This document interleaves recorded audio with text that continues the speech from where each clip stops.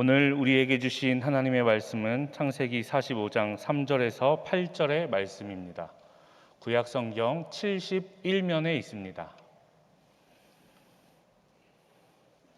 오늘 말씀을 제가 봉독하겠습니다. 요셉이 그 형들에게 이르되 나는 요셉이라 내 아버지께서 아직 살아 계시니이까. 형들이 그 앞에서 놀라서 대답하지 못하더라. 요셉이 형들에게 이르되 내게로 가까이 오소서.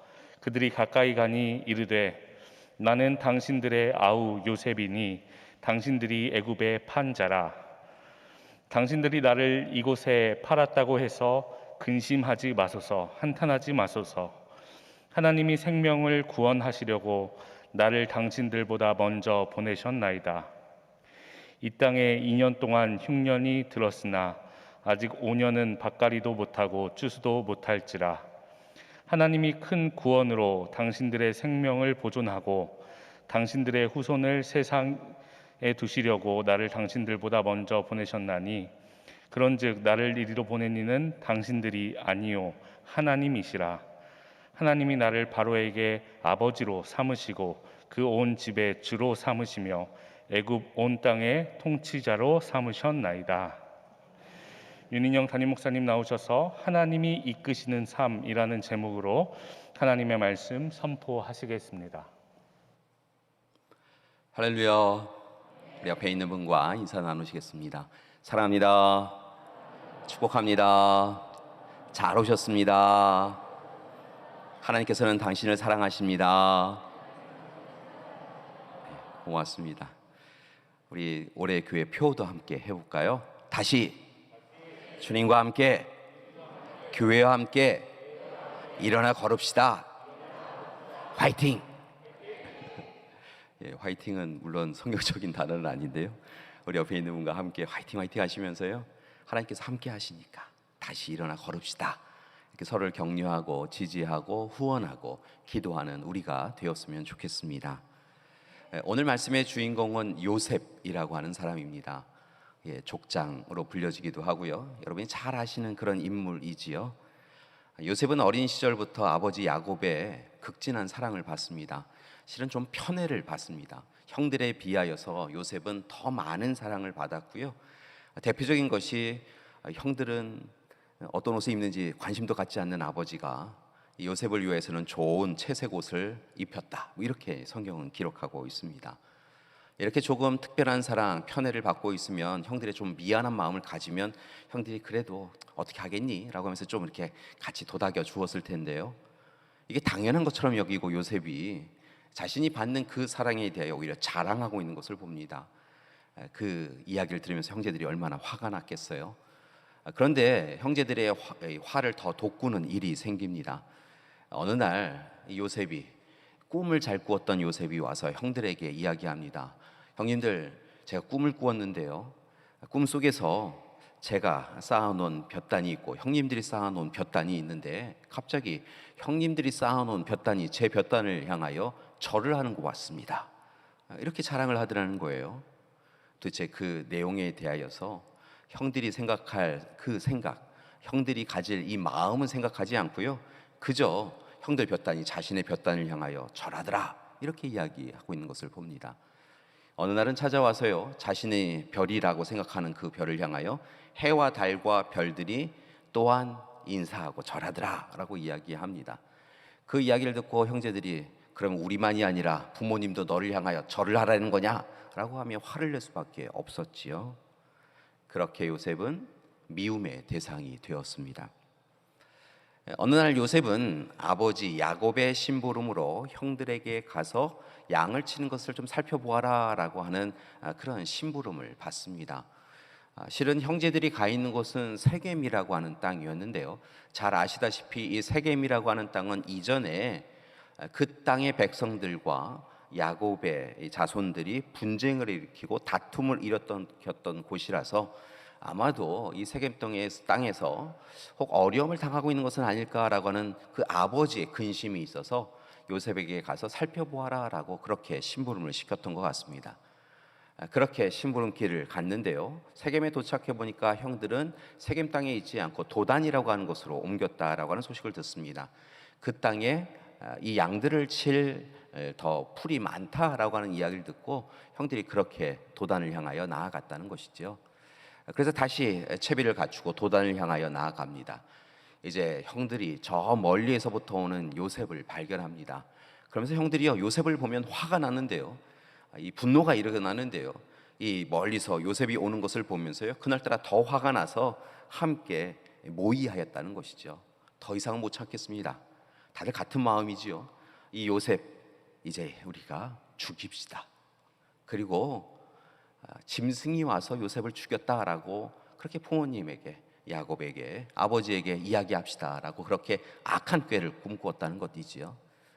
다가온 요셉을 잡습니다. 그리고 그날따라 또 입고 온 그 아버지가 준 채색 옷, 아버지의 사랑을 올곧이 혼자 다 받고 있다라고 생각되는 그 채색 옷을 벗겨냅니다. 그리고 구덩이에 던져 버리지요. 마침 그 구덩이에 물이 없어서 다행이지, 물이 있었다고 한다면 아마 그는 그 자리에서 죽임을 당하였을 거라 생각이 듭니다. 그렇게 구덩이에 던져 놓습니다.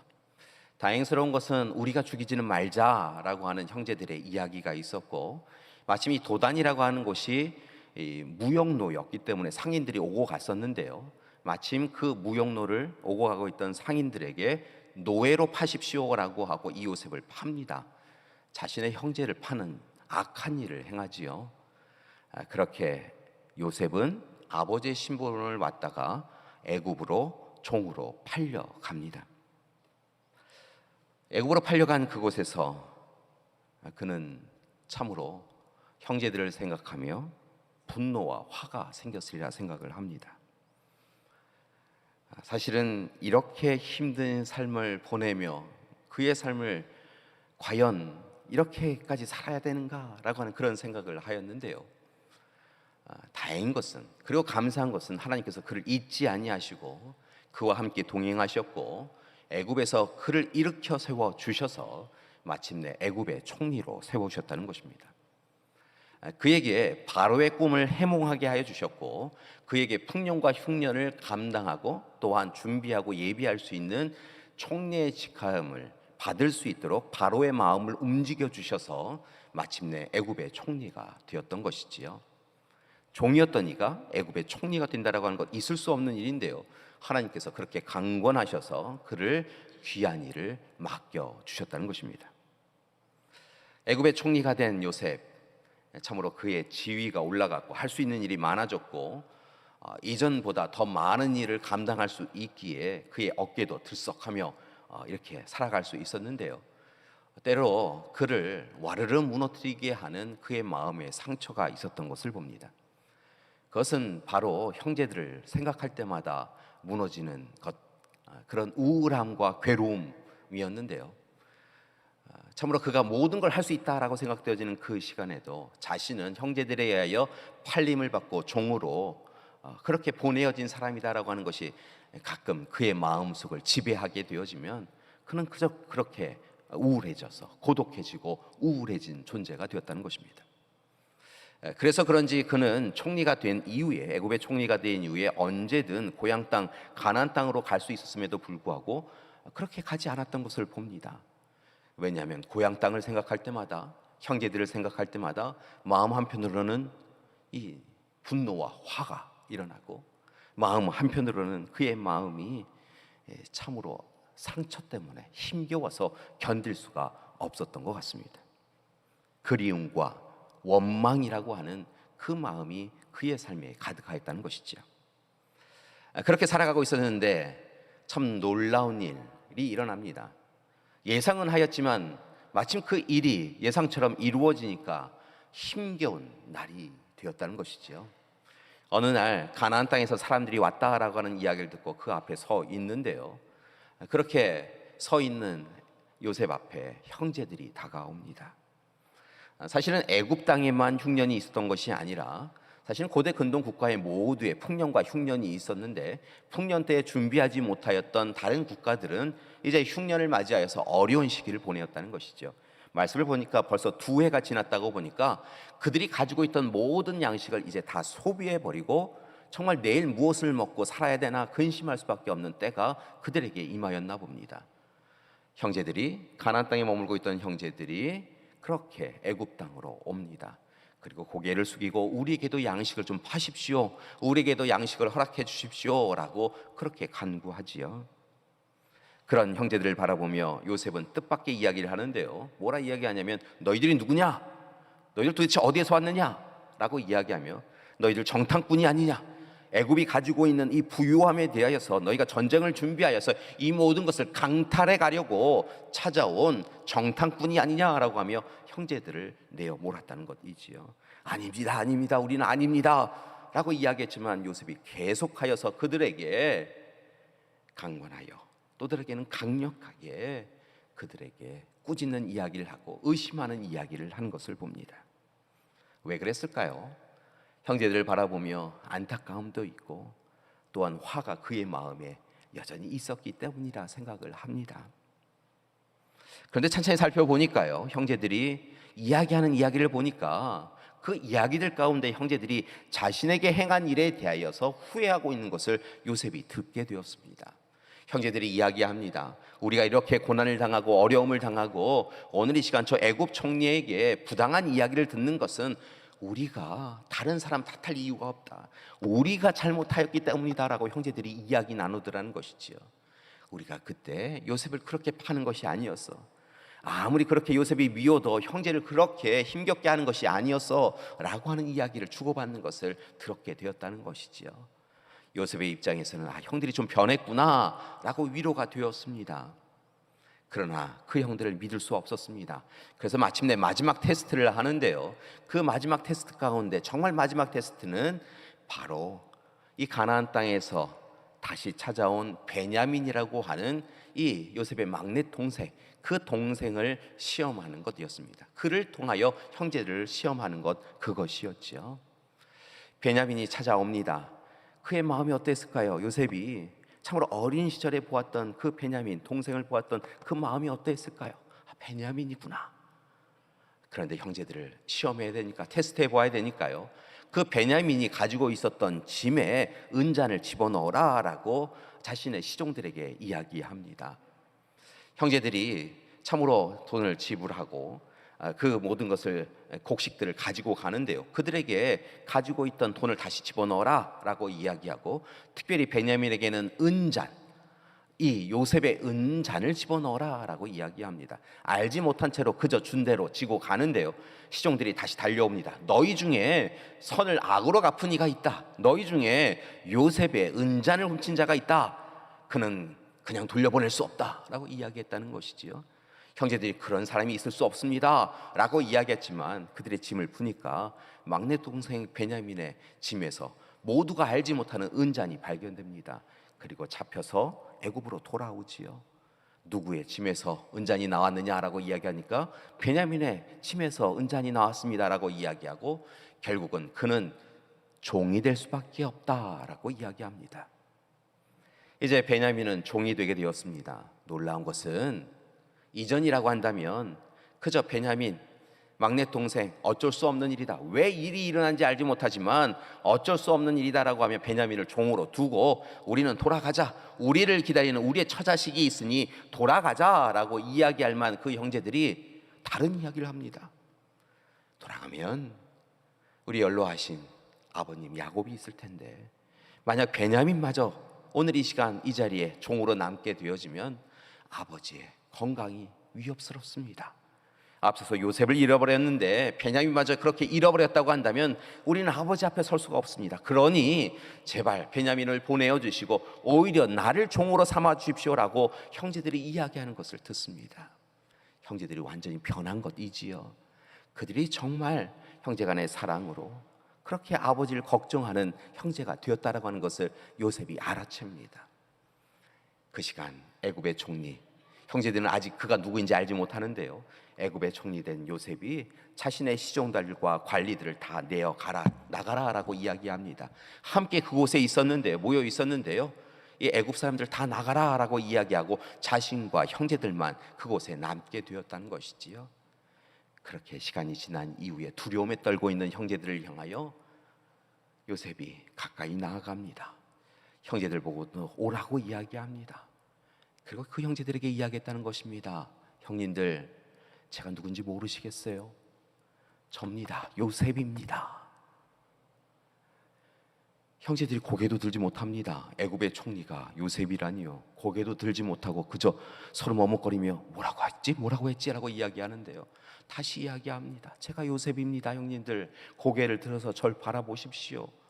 그리고 대성통곡하며 요셉이 웁니다. 어떻게 안 올 수 있겠습니까?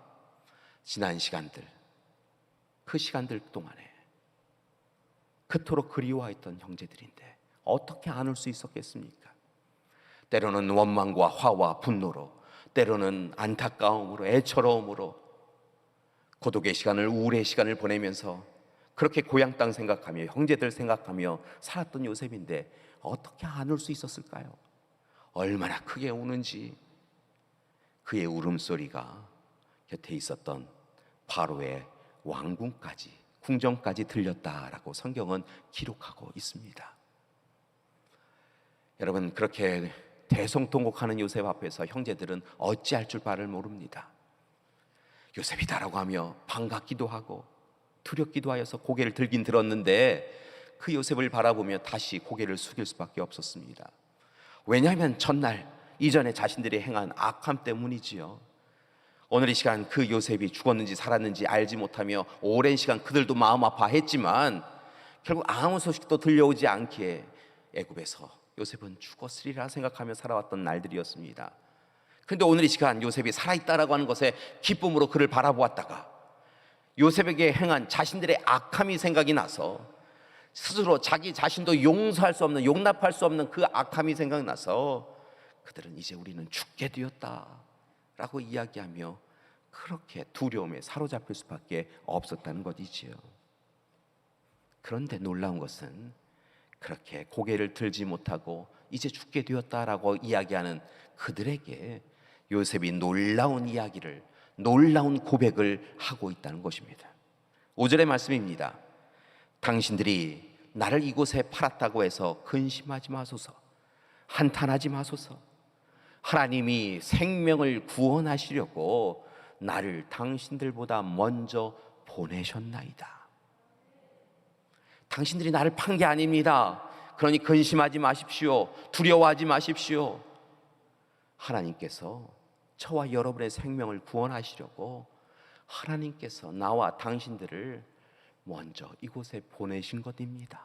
당신들의 손을 통하여 나를 보내셨을 뿐입니다. 이렇게 고백하고 있다는 것입니다.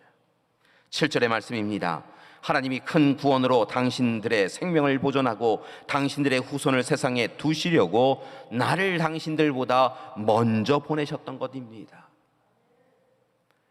당신들의 생명을 구원하려고, 당신들의 자손의 생명을 구원하려고, 이스라엘 백성들의 생명을 구원하려고 나를 그저 먼저 보내신 것입니다 라고 그는 고백하고 있다는 것입니다. 8절의 말씀입니다. 그런즉 나를 이리로 보낸 이는 당신들이 아니요 하나님이십니다.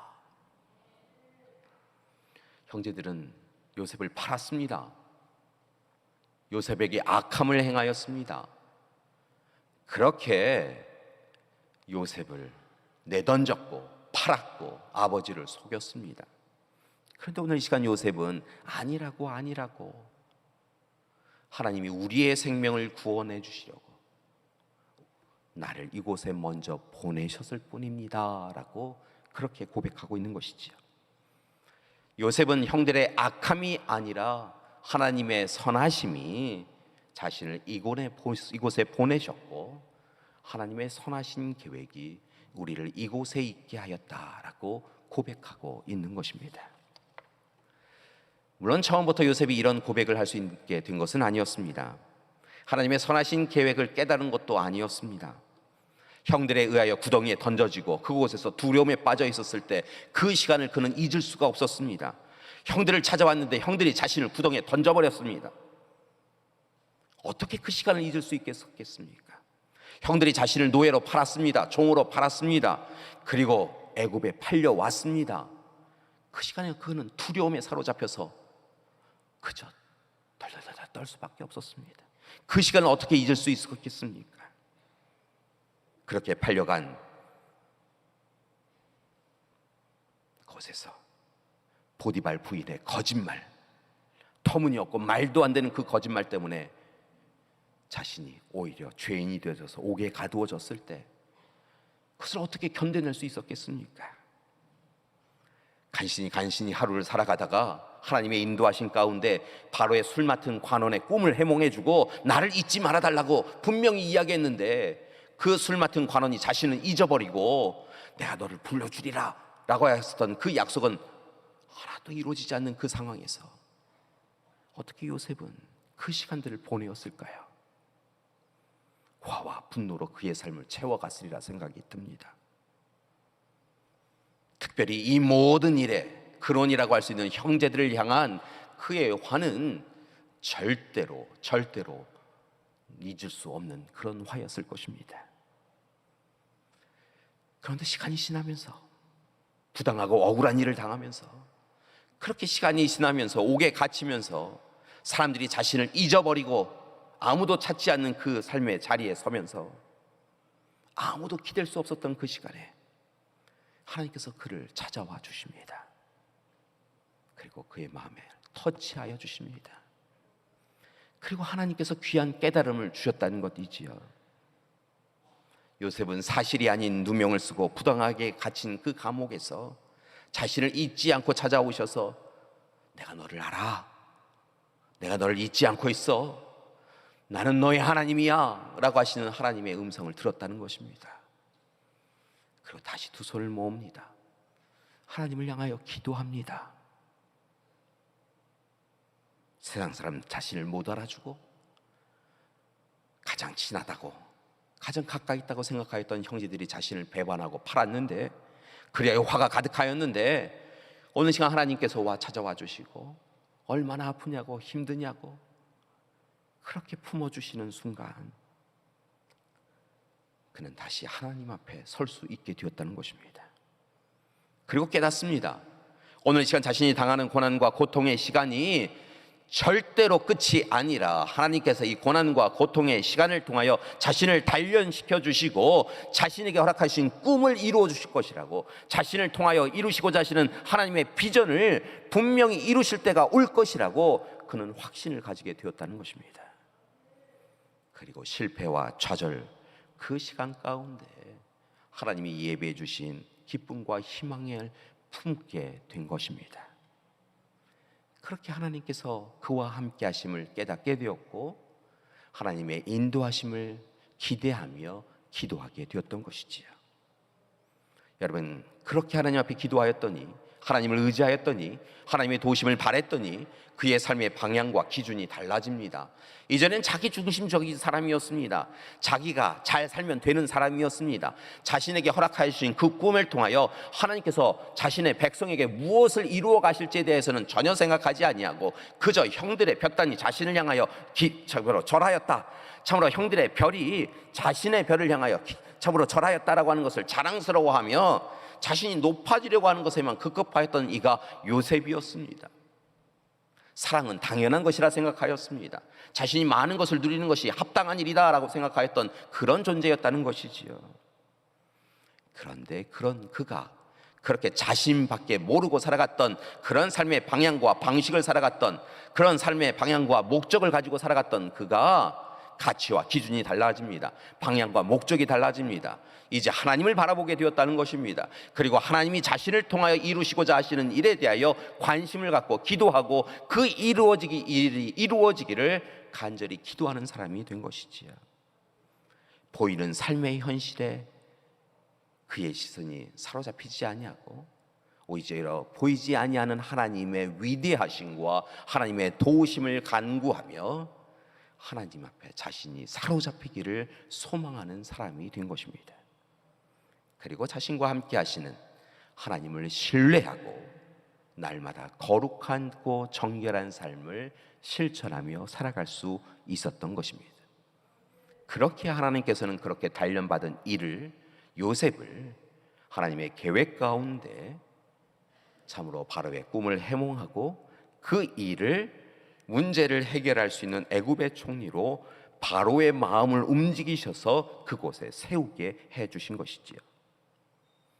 그렇게 그는 종에서, 노예에서, 그리고 죄인에서 애굽의 총리가 되었습니다. 놀라운 것은요, 그렇게 그의 형편과 상황이 하나님을 의지하고 의뢰하였더니 이에 그의 가지고 있는 지위, 형식적인 부분, 외면적인 부분만 변화된 것이 아니더라는 것입니다. 정말 놀라운 변화는 그의 마음이 변화했다는 것입니다. 그의 삶의 자세가 달라졌다는 것이지요. 하나님을 영접하였더니 그의 마음에 하나님의 터치가 있었더니 그의 마음에 분노와 화, 스스로 견딜 수 없었던 그 분노와 화가 사라지는 놀라운 경험을 하였다는 것입니다. 그는 고향 땅만 바라보면 화가 났습니다. 형제들만 생각하면 화가 났습니다. 분노하고 또 분노하다가 우울해지고 고독해졌습니다. 견딜 수가 없었습니다. 그런데 하나님께서 함께 하신다라고 하는, 하나님께서 그의 하나님이시라고 하는 그 놀라운 고백을 붙잡고 그렇게 하나님 앞에 서자 하나님께서 그의 마음을 녹여주셨습니다. 분노와 화가 가득하였던 마음에 그 쓴뿌리가 사라지고 마음의 상처가, 이 걸림돌이 사라지고 하나님이 함께 해주심을 통하여서 그의 마음의 기쁨과 감사가 샘솟을 수 있게 되었다는 것입니다. 그 기쁨과 감사로 살아가게 되어지니까 그를 향하여, 악한 일을 행하였던 그 형제들을 향하여서도 더 큰 안타까움이 생겼다는 것입니다. 형제들이 왜 그랬을까? 그리고 또 하나님께 여쭈었습니다. 그래서 깨달았다는 것입니다. 형제들의 그 악함도 하나님의 선하신 계획 가운데 도구로 사용되어졌다라고 하는 것을 깨닫게 되었다는 것입니다. 그래서 형제들을 위하여 기도할 수 있게 되었습니다. 그리고 오늘 이 시간 그렇기에 자신을 찾아온 형제들, 그들을 향하여 여전히 마음 한구석에는 화가 있지만 그 화를 누르고 그 화를 하나님의 마음으로 자신의 마음에서 제외하고 오직 사랑의 마음으로, 긍휼의 마음으로, 자비의 마음으로 변화된 그 형제들을 품을 수 있게 되었다는 것이지요. 형제들에게 이야기합니다. 형님들, 제가 요셉입니다. 두려워하지 마십시오. 걱정하지 마십시오. 형들은 나를 해하려고 하였지만 하나님은 오히려 그것을 선하게 바꾸셔서 우리를, 저만이 아니라 형제들, 우리 모두를 구원해 주셨습니다. 그렇게 고백하며 원망과 보복이 아닌 용서와 화해를 실천해 간 것입니다. 교회 여러분, 오늘 요셉이 보여준 삶, 이것이 바로 그리스도인의 삶입니다. 우리는 하나님의 자녀입니다. 하나님의 백성입니다. 우리 스스로 그리스도인이다 라고 이야기하는 사람들입니다. 분명한 것은 오늘 이 시간 요셉이 보여준 그 삶이 우리가 마땅히 살아가야 될 삶이라는 것입니다. 우리의 삶에 좋을 때만 하나님을 섬기는 것 아니라 우리의 삶이 고난과 고통으로 가득하고 부당하고 억울한 일을 당하는 그 시간에도 힘겹고 어려워서 이 일을 어찌해야 되나 하며 땅에 주저앉아 버린 그 시간에도 하나님은 나의 하나님이시라고, 하나님은 나를 잊지 아니하시고 나와 함께 하시는 하나님이시라고 분명한 확신을 가지고 그렇게 하나님을 의지하고 의뢰하며 하나님이 이끄신 대로 살아가는 것이 바로 그리스도인의 삶이어야 된다는 것입니다. 종의 자리에 서 있어도, 옥에 갇혀도, 억울한 일을 당하여도 하나님이 어디 계시냐고 하나님을 향하여서 분노하고 화까지 내는 그런 인생이 아니라 우리에게 찾아오셔서 얼마나 힘드냐고 도닥여주시고 우리를 품어주시는 그 하나님 바라보시고 다시 하나님의 사람으로 온전히 서나가는 것, 그것이 그리스도인의 삶이어야 한다는 것입니다. 고난과 고통에 대하여 억울합니다, 하나님 어떻게 이러실 수 있어요? 라고 하는 것이 아니라 하나님이 이 일을 통해서도 하나님께서는 저와 함께 하시며 저를 통하여 놀라운 일을 이루어 주실 줄 믿습니다 라고 하며 하나님이 이루실 일들을 기대하고 기도하며 하나님 앞에 전적으로 우리의 삶을 더욱더 맡기고 하나님이 이루어 가실 일들에 대해 그저 아멘 하며 순종하는 것, 그것이 우리가 마땅히 살아가야 될 삶이라는 것입니다. 그리고 인내하고 기다려야 하는 것이지요. 한 걸음 더 나아가 우리의 마음에 하나님의 속성, 사랑의 마음을 주신 하나님이신 것을 기억하시고 오늘 이 시간 우리에게 억울한 일을 행한 이들, 우리에게 부당한 일을 행한 이들, 원수도 하나님의 마음으로 품는 것이 그리스도인의 삶이 되어야 한다는 것입니다.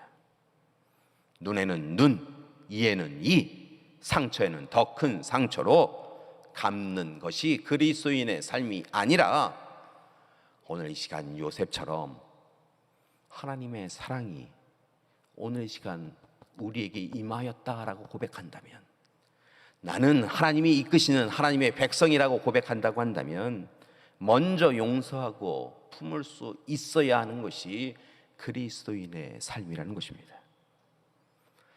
물론 이 일은 절대로 우리의 힘만으로는 안 됩니다. 여러분, 누구를 정말 용서해 보신 적이 있으십니까? 여러분, 정말 누군가를 용서하신 적이 있으십니까? 안 됩니다. 용서하는 척 하는 것이지요. 우리 마음이 그렇습니다. 그래서 싸움이 그치지 않습니다. 그런데 오늘 이 시간 요셉이 우리에게 지혜를 알려줍니다. 고난과 고통의 자리에 찾아오셔서 우리의 하나님 되어주신 그 하나님이심을 고백한다면, 그 하나님이 우리를 위하여 독생자 예수 그리스도를 십자가에 죽기까지 사랑하신 그 사랑으로 구원받고 영원한 생명을 누리는 것을 고백한다면, 그 사랑으로 우리가 하나님 나라 본향을 바라보고 살아가는 존재라고 하는 것을 오늘 이 시간 우리가 분명히 안다면 용서하고 용납하라 라고 말씀하신다는 것입니다. 하나님의 마음으로 그를 대하라 라고 이야기하라는 것입니다. 하나님의 사랑에 빚진 자로서 그 사랑을 갚으며 살아가는 것, 그것이 바로 그리스도인의 삶이어야 한다는 것이지요.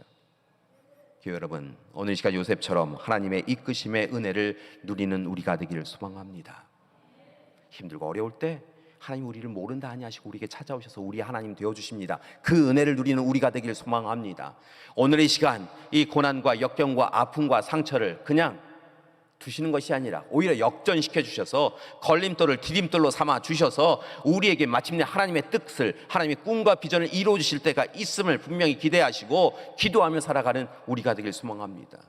그러기 위하여 우리에게 꼭 필요한 것이 한 가지 있는데, 그것은 우리의 마음을 하나님의 마음으로 바꾸고 살아가야 한다는 것입니다.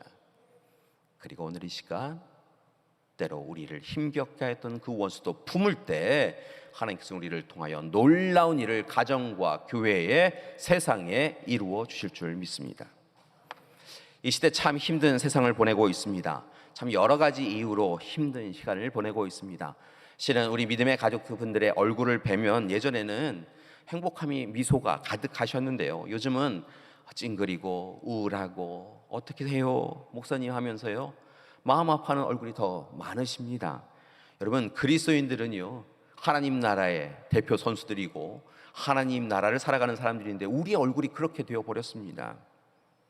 이유가 있습니다. 코로나, 오미크론 질병 계속해서 재확산되고 있습니다. 사람의 숫자가 줄어들지 않고 있습니다. 전쟁은 계속 지속되고 있습니다. 도대체 누구를 위한 전쟁인지 알지 못하는 그 전쟁이 서로의 유익을 위하여서 그저 멈추지 못하고 계속되고 있습니다. 환율은 높아지고 물가는 상승하고 경기는 침체되고 일자리는 감소하고 미래는 보이지 아니하고 그저 하루하루 견디기가 힘든 시간들이 우리의 솔직한 삶입니다. 그런데 더 힘든 게 있습니다. 개인과 개인, 공동체와 공동체가 다툽니다. 정말 열심히 싸웁니다. 이 시대는 분열의 시대인가 봅니다. 갈등의 시대인가 봅니다. 갈등을 조종하는 사람은 하나도 없고 갈등을 촉진하는 사람들만 가득가득합니다. 그저 싸웁니다. 집에 가서 싸우고, 교회 와서 싸우고, 세상에 가서 싸우고, 직장에 가서 싸웁니다. 그래서 우리의 몸과 마음과 영혼이 평안히 쉴 곳이 없습니다. 가정에 가도 싸우고, 교회 와도 싸우고, 쉴 곳이 없습니다. 예전에는 그래도 누군가의 어깨에 등에 기대어서 좀 그래 좀 낫다 이렇게 하며 살았는데요. 누군가에게 어깨 내어줄 사람, 누군가에게 등 대어주고 좀 쉬었다 가, 힘들었지 라고 하며 감사나 토닥여줄 사람이 보이지 않습니다. 오늘 이 시간 우리가 감옥에 갇혀 있습니다. 요셉처럼 구덩이에 갇혀져 있습니다. 감사한 것은 하나님께서 우리를 잊지 않고 찾아와 주십니다. 그리고 우리를 이끌어 주십니다. 손 내밀어 주시고 손 꽉 붙잡아 주시고 다시 일어나라고, 힘내라고, 용기 내라고, 임마누엘 하나님께서 우리와 함께하고 계신 줄 믿습니다. 따라서 바라고 나기는 오늘 이 시간 요셉이 형제들에게 8절에서 이야기한 것처럼 나를 이리로 보내신 이는 하나님이십니다. 내가 고난과 역경의 자리에, 슬픔의 자리에 있을 때도 그때는 하나님께서 함께 해주셨고, 오늘의 이 시간 내가 기쁨과 감사의 자리에 있어도 이 자리에 계시는 분이 하나님이십니다라고 이야기하며 우리를 기억하시고 우리와 함께 하시는 하나님과 함께 동행하는 우리 믿음의 가족들이 되기를 간절히 기도드립니다. 분명한 것은 고난과 고통의 자리에 하나님께서 우리 홀로 두지 아니하시고 함께하고 계신 줄 믿습니다.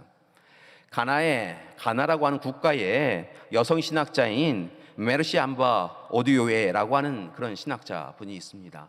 이번에 글을 읽다가 참 감사하다, 이 깨달음이 감사하다라고 생각하며 몇 번씩 읽었던 문장이 있었습니다. 그분의 글 가운데 이런 글이 있습니다. 우리의 아픔은 거룩한 것입니다. 이 문장에 사로잡혀서요 몇 번씩 읽었습니다. 우리의 고통은, 우리의 상처는, 우리의 눈물은, 우리의 아픔은 거룩한 것입니다.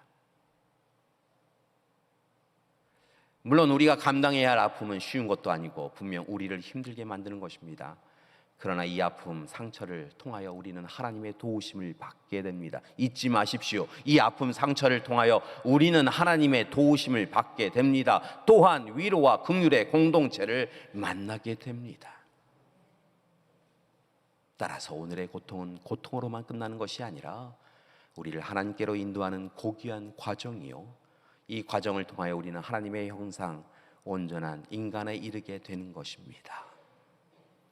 고난을 어떻게 이겨내느냐, 고난 가운데 하나님의 손을 어떻게 붙잡느냐, 하나님의 인도하심과 이끄심을 어떻게 받느냐, 그리고 교회 공동체가 함께 미워하고 갈등으로 살아가는 것이 아니라 어떻게 사랑을 통하여 그 갈등의 이유를 해결해 나가느냐, 그 문제를 하나님께서는 보시고 그 고난을 통하여 마침내 온전한 하나님의 형상을 회복하도록, 우리에게 주신 꿈과 비전을 마침내 성취하도록 하나님께서는 역사하신다고 분명히 이야기하고 있다는 것이지요.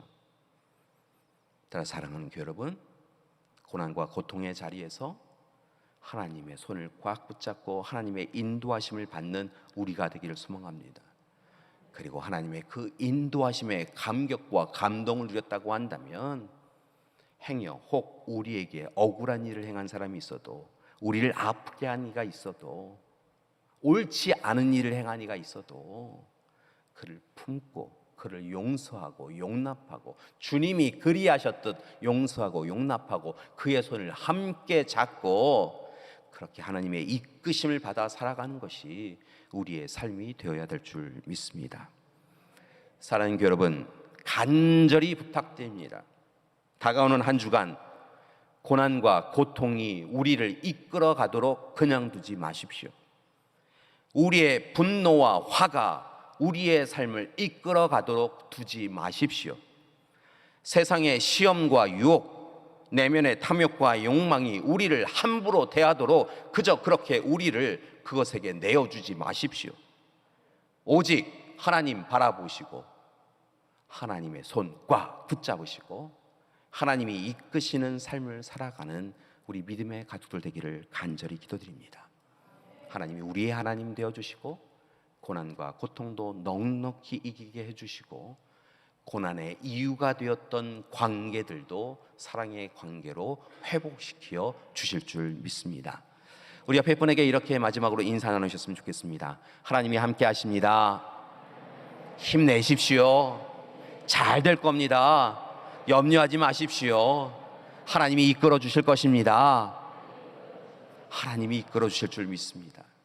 하나님이 이끌어 주실 줄 믿습니다. 함께 기도하시겠습니다. 하나님, 참 많이 힘이 듭니다. 하나님, 구덩이에서, 감옥에서, 어둠뿐인 세상에서 과연 어떻게 살아야 되나 근심이 됩니다. 하나님, 그러나 요셉을 만나 주신 하나님께서 우리 믿음의 가족들 한 분 한 분을 만나 주실 줄 믿습니다. 고난과 고통 잘 이겨내게 하여 주시옵소서. 하나님의 마음을 품게 하여 주시옵소서. 우리의 삶의 관점과 기준이 바뀌게 하여 주시옵소서. 그리하여서 하나님, 요셉이 또한 형제들을 용서해 준 것처럼 그렇게 사랑과 자비와 긍휼의 마음이 우리의 마음에 가득할 수 있도록 또한 이끌어 주시옵소서. 예수님의 이름으로 기도드립니다. 아멘.